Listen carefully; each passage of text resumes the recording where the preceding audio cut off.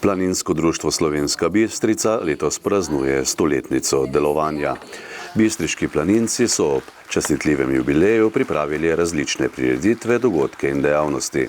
V petek 17. junija so v Slomškovem kulturnem domu organizirali tudi slavnostno akademijo. Osrednja govornica je bila Breda Jurič, predsednica Planinskega društva Slovenska Bistrica. Točno čez en teden bo natanko 100 let od takrat, ko se je skupina navdušenih planincev iz Slovenske Bistrice povezala in ustanovila še vedno delujoče planinsko društvo. Sledila so leta med obema svetovnima vojnama, ko so zagnani člani delovali na dveh področjih, pohodništvo in gospodarstvo. Gospodarska dejavnost je bila v porastu vse do druge svetovne vojne.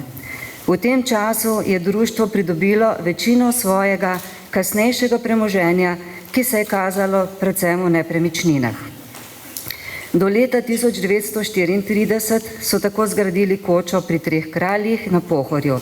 Dokupili so nekaj zemljišča in gozda, zgradili stolp na Velikem vrhu in gospodarsko poslopje. Vse to z lesom iz lastnega gozda in ogromno urami prostovoljnega dela. Uredili in označili so tudi novo planinsko pot skozi pohorski, sedaj poznan bistriški Vintgar. Žal so takoj po okupaciji Nemci našemu društvu zaplenili vse premoženje, vključno z arhivom, in ga s sodnim sklepom prepisalo na Alpenverein. S tem je delovanje planinskega društva v celoti zamrlo. Ker pa so bili bistriški planinci vedno trmasti in kleni, možje in žene, so se po vojni ponovno z vso zavzetostjo zagnali v obnovo medvojno požgane koče, ki je nastajala na temelji gospodarskega poslopja. Leta 1950 je bilo eno izmed najbolj uspešnih. Članstvo je štelo kar 772 glav. Prvič so ustanovili alpinistični odsek in postavili lastno žago. Zaradi tega je bilo finančno stanje društva na zavidljivi ravni. Žal pa se je začel val, ki je dosegel svoj vrh, padati z nesrečo mladih alpinistov leta 1052 v Špiku. To je bila za društvo težka preizkušnja, saj je življenje izgubilo 5 mladih ljudi, s tem pa je upadel tudi zanos drugih planincev. Ves zagon so usmerili v gospodarsko dejavnost, ker so želeli zgraditi pravi planinski dom namesto zasilne koče iz gospodarskega poslopja. Z neizprosno trmo, ogromno prostovoljnega dela in pomočjo lokalnega gospodarstva, podjetja Steklarna in Impol, so tako zgradili novo kočo, ki je bila v ponos vsem bistriškim planincem. V svoje vrste so začeli vključevati pionirje in mladince in tako leta 1956 ustanovili pionirski odsek bratov Uršič, ki je štel kar 150 članov. Lahko bi rekli, da so bila prva 50 leta najstniško turbulentna, polna uspehov in tudi kriz. Govori se, da za soncem vedo pade dež in glej, po društvu je začelo neizprosno deževati. Sledila je kriza na področju gospodarske dejavnosti, ki je vplivala tudi na mladinski odsek, ki je praktično ostal brez finančnih sredstev. Planinski dom je poslal za izgubo, društvo se je utapljalo v dolgovih in bilo tik pred likvidacijo. Upravni in nadzorni odbor sta napela vse moči za reševanje situacije in dom o pomoči podjetja Impol ponovno rešila. Hvala takratnemu in sedanjemu vodstvu Impola, zaradi njihovega razumevanja je društvo lahko sledilo svoji poti. Ko je društvo stopilo v Abrahamova leta, je težišče dejavnosti preusmerilo v delovanje mladine, ustanovilo naravovarstveni odsek in markacijski odsek. Pravi razcvet pa se je začel v alpinističnem odseku, ki se je po 20 letih kot Feniks dvignil iz pepela. Že po 5 letih je imel alpinistični odsek 9 članov in 12 pripravnikov, v njihove vrste pa so vstopila tudi prva dekleta. Ni naključje, da smo se danes zbrali v tej dvorani. Na tem podiju je planinsko društvo organiziralo številne planinske plese. Tako je bil leta 1973 po nekaj letni prekinitvi ponovno uspešno organiziran že 38. planinski ples. Ta tradicija se do leta 1994 ni prekinila, vstopnice so bile vedno razprodane in planinski ples je veljal za najbolj željen družbeni dogodek v občini. Leto 1973 je zaznamovano tudi s pomembnim dogodkom, ko je planinsko društvo dobilo svoje prve prostore v skromni sobici v stavbi občinskega komiteja. Svoje prostore je potem še večkrat menjalo, bila je selitev v večje prostore v grad, nato v občinske prostore na Trgu Svobode in na koncu na Partizansko ulico 1, kjer so društveni prostori še danes. 70. leta so bila zaznamovana tudi po organiziranju planinskih taborov za pionirje. Pobuda za to je bil zbor jugoslovanskih pionirjev, kjer so se na 3-dnevnem taboru iz vse Jugoslavije zbrali na 3 kraljih. Sodelovanjem učiteljev in osnovnih šol in mladih planinskih vodnikov so sledila leta taborov, ki so v večino mladih src zasadili ljubezen do gora. Z začetkom 80. je društvo ustanovilo še tekaško smučarsko skupino, ki je tekmovala na maratonih po vsej Sloveniji. V letih od 1980 do osamosvojitve Slovenije je bilo društvo neumorno in aktivno na vseh področjih. Skupaj s podjetjem EMI so zgradili brunarico s 4 apartmaji, obnovil se je Kekec, podpisana je bila nova tripartitna pogodba o najemu Štuhčevega doma med podjetjem Impol, planinskim društvom in planinsko zvezo. Začela se je postavljati plezalna stena.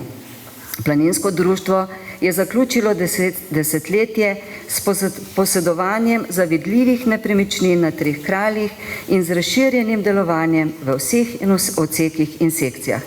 Še posebej so izstopali uspehi alpinistov, ki so v tem času uspešno plezali prvenstvene smeri v evropskih gorah, v Patagoniji in organizirana je bila prva odprava v Himalajo.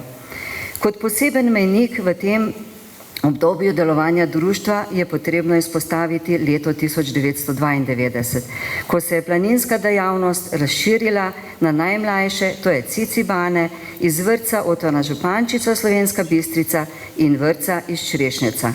Zagnane mentorice so in še danes od podpori ravnateljic vsako leto znova navdušijo veliko skupino predšolskih otrok.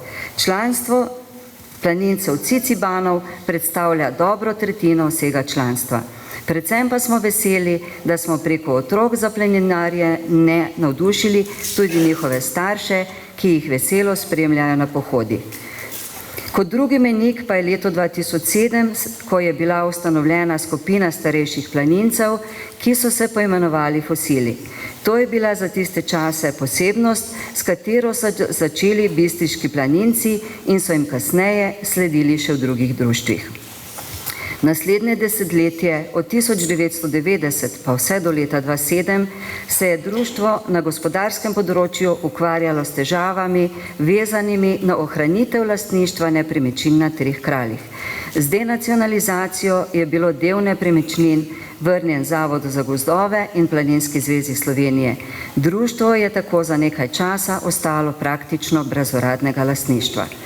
Štuhtev dom je menjal najemnike, ki so se vsi izkazali kot slabi gospodarji in povzročili društvu ogromne izgube. Po več letih in po velikem naporu več generacij upravnih odborov se je lastništvo planinskega društva uradno vpisalo v zemljiško knjigo, kot lastnik 90 in soglasjem Planinske zveze Slovenije kot lastnika 1/10 dobilo soglasje za gradbeno dovoljenje in izgradnjo nove koče na 3 kraljih. Z vračilom sredstev po razveljavljeni denacionalizaciji, ostankov sredstev iz kupnine Štuhčevega doma, nepovratnimi evropskimi sredstvi, sponzorstvi in donacijami, na 3 kraljih zopet stoji nova koča.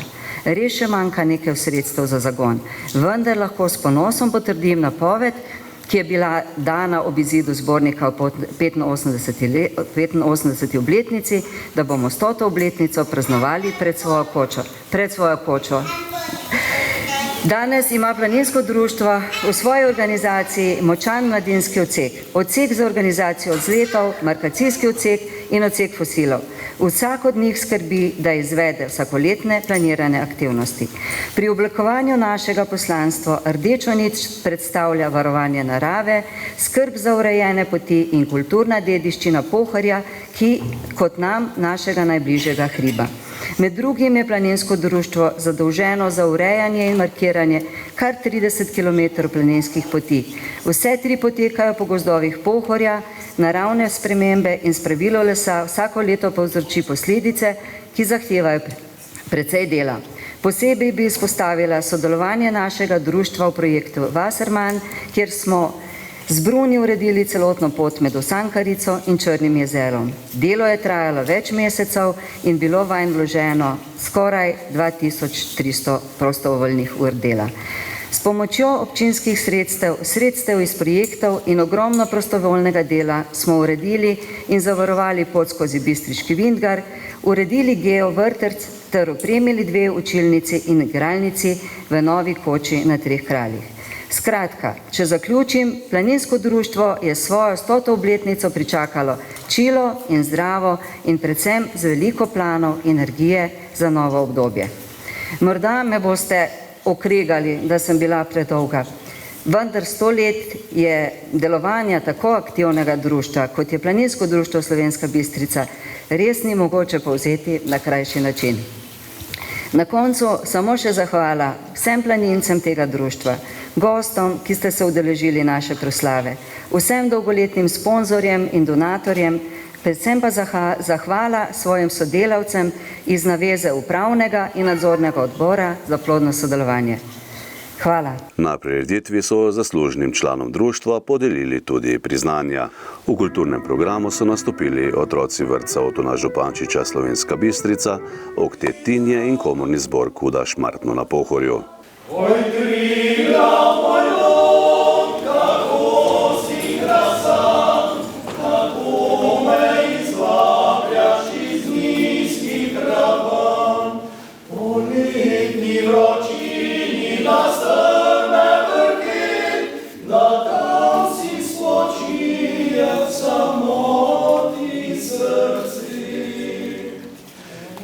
Vodo izvira skalo